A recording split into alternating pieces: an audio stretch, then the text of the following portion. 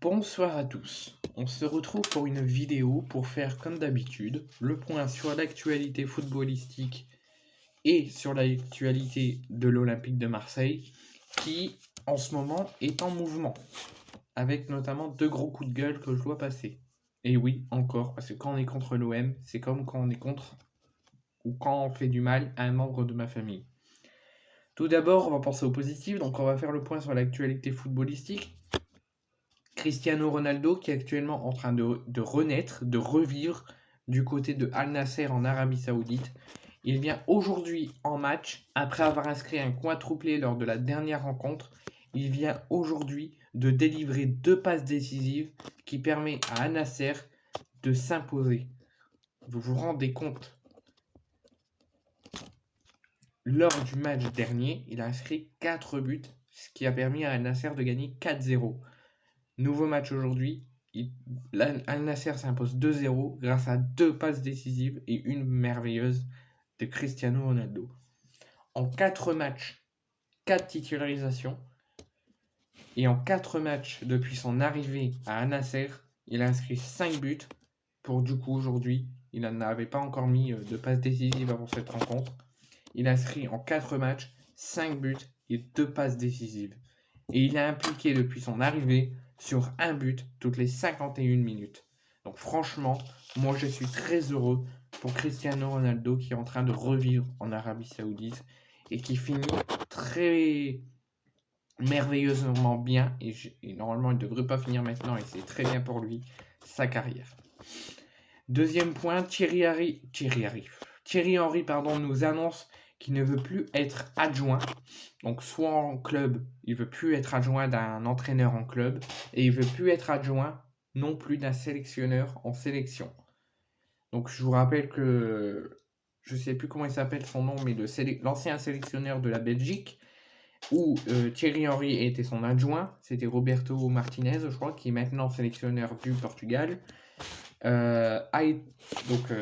Roberto Martinez a quitté la Belgique pour rejoindre le Portugal et Thierry Henry était donc son adjoint. Maintenant, il n'avait plus de sélection en Belgique, donc Thierry Henry se trouvait donc sans emploi, plus son poste d'adjoint n'était accessible parce que le sélectionneur était parti.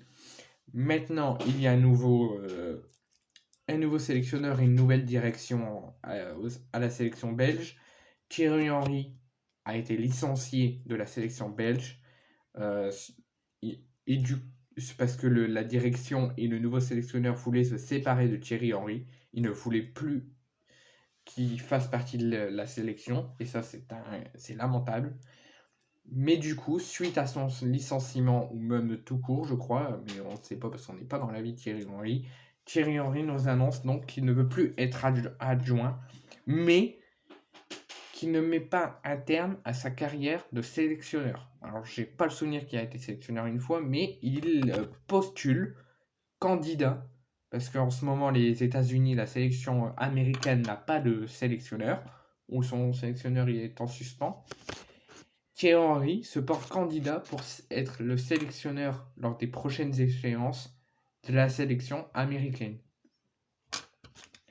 Troisième point, je vais féliciter alors d'abord les supporters nantais qui ont eu des petites déconvenues sur leur arrivée à Turin avec des refus de rentrée alors que ils pouvaient rentrer, enfin bref. Mais surtout un grand bravo aux joueurs nantais qui ont joué hier à Turin.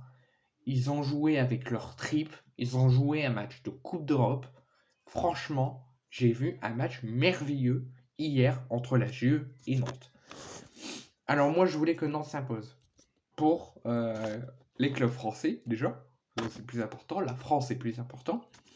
Donc moi, je voulais impérativement que Nantes crée l'exploit parce que depuis 1996 où Nantes s'était imposé à Turin, je crois qu'il n'y a eu aucun club français qui a réussi à gagner à Turin. Donc, ils pouvaient créer l'histoire en gagnant. Donc moi, je voulais aussi pour ça qu'elle s'impose, mais je voulais aussi pour les clubs français, pour la France, pour mettre une histoire dans la France, dans l'histoire du football français, et pour tout simplement créer l'exploit de s'imposer à Turin, ce serait quelque chose d'incroyable.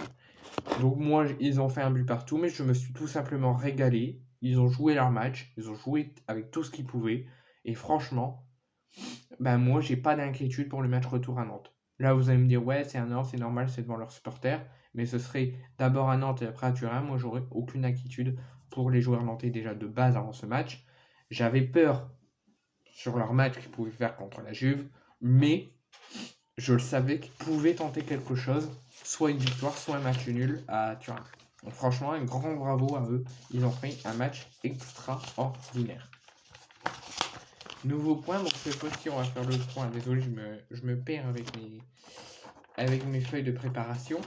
On va faire un point sur l'actualité de l'Olympique de Marseille. Donc, je ne sais pas si vous vous rappelez, Mbemba a été suspendu, a reçu un carton jaune, donc un troisième carton jaune sur une accumulation de 10 rencontres officielles, toutes compétitions confondues. Il l'a reçu en Coupe de France. Je crois que c'était contre le Paris Saint-Germain. Il a reçu ce carton qui du coup va le suspendre pour une prochaine rencontre. Attends, non, je dis des bêtises. Ouais, si, il a reçu un carton en coupe. Donc normalement, dans votre tête, quand je dis Mbemba a reçu un carton sur un troisième match en accumulation de 10 rencontres, normalement, il devrait être suspendu pour la prochaine rencontre de Coupe de France. C'est comme ça se passe, notamment pour les cartons rouges. Ils sont suspendus, ils se prennent un rouge, ils sont suspendus pour les 1 ou 2 prochains matchs qui suivent. Voire plus des fois.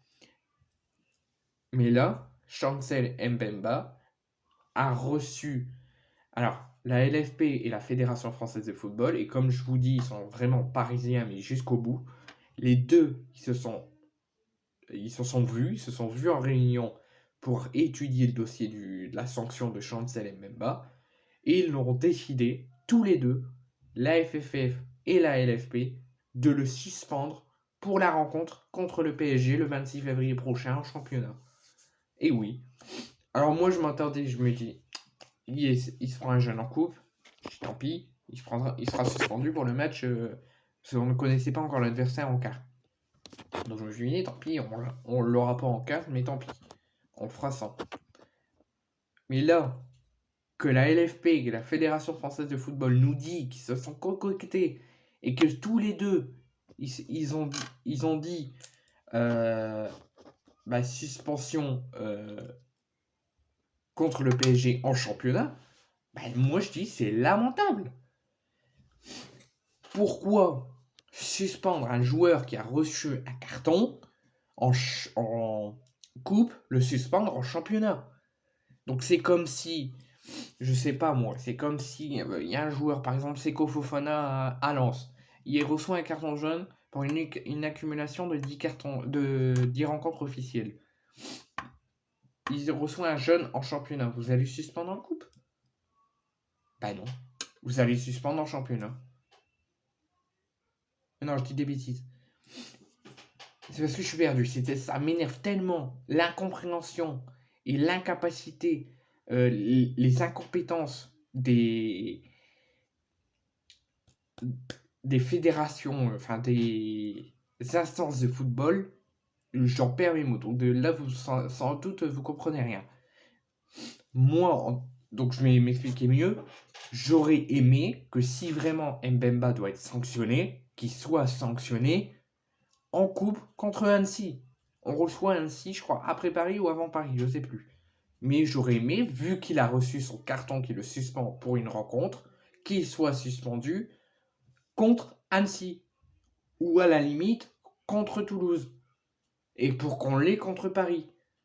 Alors là, les Parisiens, je vous vois venir. Vous allez dire, ouais, t'es contre Parisien, donc t'as peur de nous, tu voulais l'avoir. Non. C'est juste une question d'équité et une question d'échelle de sanction.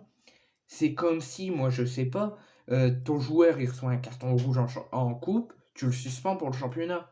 C'est illogique. Si ton joueur il prend un carton rouge en coupe, tu le sanctionnes pour le prochain match de coupe si l'équipe elle est qualifiée. Là, Mbemba a reçu un jaune pour une accumulation de 3 cartons au bout de 10 rencontres officielles en coupe. Donc normalement il aurait dû être suspendu pour le match contre Annecy et pas contre Paris. Donc là, ça montre vraiment que les instances de football actuelles doivent changer et doivent prendre la parole et dire on est parisien ou on est lyonnais. C'est pas possible. Ça serait un joueur parisien, ça aurait été autrement. Donc là, c'est lamentable. Ça ne peut plus durer encore comme ça. Ça va être comment? Si on enlève la fin de saison, ça va être comment la saison prochaine? Ça va continuer comme ça. Vous n'allez pas vous manifester, vous n'allez pas dire qu'il faut du changement. Il n'y a que moi qui dois le faire. Il n'y a que moi qui dois faire des coups de gueule en vidéo. Il faut changer les choses. C'est pas possible. Et j'en ai pas fini sur les coups de gueule, mais on va se calmer un petit peu. Je vous annonce également que le directeur de l'Olympique de Marseille, donc celui qui est en compagnie tout le temps avec Longoria et Jean-Pierre Papin, donc Javier Ribalta, le directeur sportif du football de l'OM, sera interviewé dimanche, là qui arrive, donc dans 48 heures, à 11h sur Téléfoot. Je vous annonce également que demain à 15h15, Eric Bailly et Igor Tudor seront en conférence de presse d'avant-match, donc avant la rencontre contre Toulouse, qui, je vais passer un coup de gueule également, seront en conférence de presse donc d'avant-match, à 15h15 demain à la commanderie. Nouveau coup de gueule, donc, et là ça va m'énerver parce que j'en ai plus que marre qu'on nous prend pour des cons. Le match Toulouse-OM est classé à haut risque. Alors je connais pas l'échelle de haut risque qui nous dit qu'ils ont mis en place, mais la préfecture de Haute-Garonne, qui lutte en ce moment contre le hooliganisme, nous accuse d'être des hooligans et nous dit qu'on est des fouteurs de merde et que ce match, que les supporters de l'OM qui vont se déplacer, qui devaient être plus de 900, finalement ils seront moins ou que 900, doivent être très fortement encadrés pour éviter tout risque d'incident et trouble à l'ordre public. Mais putain de merde, vous vous prenez pour qui pour faire ça? Dites-le si vous êtes parisien, dites-le si vous êtes contre nous. S'il vous plaît, dites-le, j'en ai plus que marre. C'est pas possible. Vous vous prenez pour qui? Nous, quand on se déplace, alors il y en a peut-être un ou deux qui vont foutre la merde, et là, je les pardonne pas du tout, parce qu'ils vont nous sanctionner, nous, alors que nous, on vient pour mettre de l'ambiance, on vient pour supporter notre équipe, et on vient pour les mener vers la victoire et vers du football. Pas pour être hooligan ou foutre de la merde.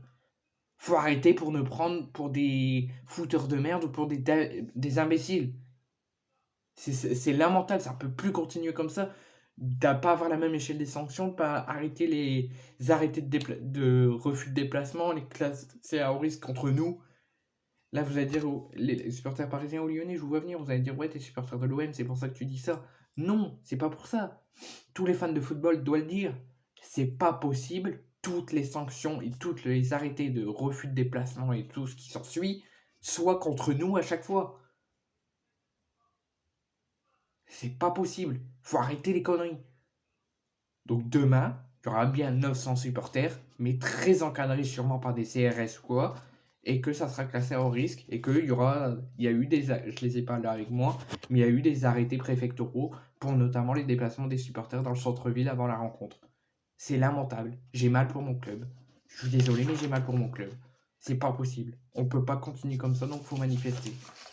Et quitte à faire dans la violence, que je veux pas qu'on fasse dans la violence, mais il faut montrer qu'on est en colère. Qu'il faut arrêter les arrêtés de non-déplacement, les classer à haut risque quand l'OM se déplace. On dirait que vous avez peur de l'OM et vous croyez qu'on va foutre la merde à chaque fois. C'est pas possible.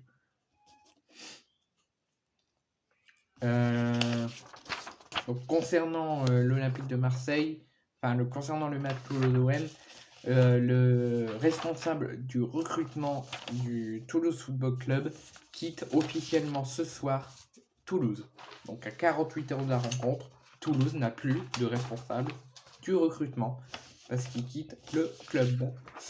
Et dernière info hors football, c'est Pierre Palmade, pour ceux qui connaissent, pour ceux qui l'ont connu. Après 48 heures de garde à vue, on vient de nous annoncer que Pierre Palmade a été mis en examen et sera placé sous contrôle judiciaire, sous bracelet électronique et résigné en résidence dans une maison d'addictologie contre les drogues, les choses comme ça. Donc ça, voilà, c'est dit.